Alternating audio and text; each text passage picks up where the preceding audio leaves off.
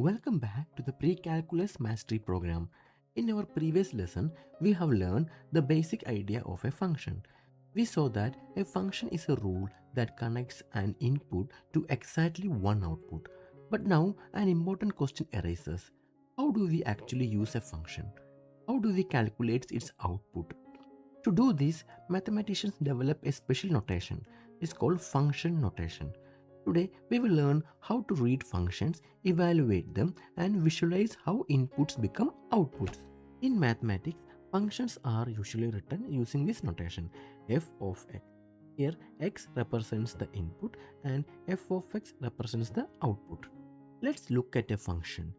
Here, f of x is equal to x square plus 2x. This function takes an input value x and produce an output by applying this rule.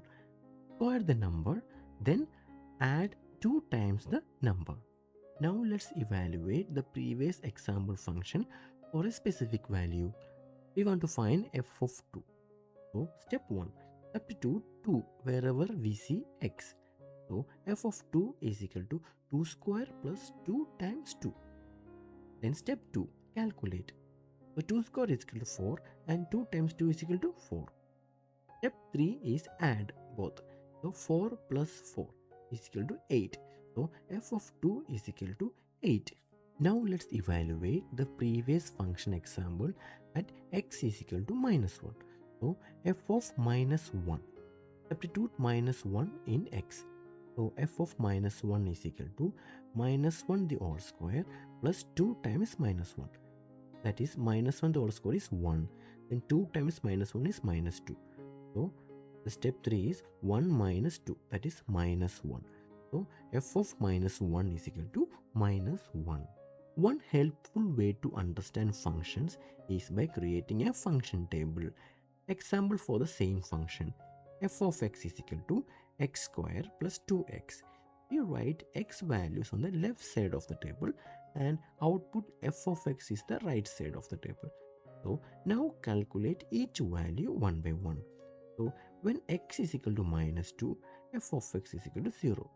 Then now x is equal to minus 1, f of x is equal to minus 1. When x is equal to 0, f of x is also is equal to 0. Then when x is equal to 1, then f of x is equal to 3. Then x is equal to 2, then f of x is equal to 8. Once we have the table, we can plot the points on the graph. These are the points, and now we plot these points on the graph. Then it forms a curve that is called a parabola.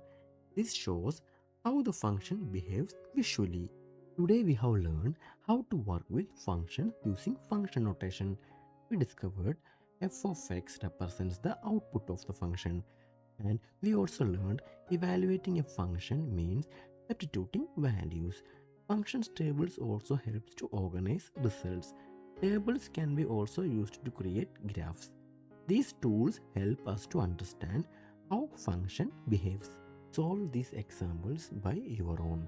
When you learn how to evaluate functions, you learn how mathematics transforms inputs to outputs, and understanding this transformation is the foundation of graphing and calculus. Thank you for learning with me today. Keep practicing, and I will see you in the next lesson.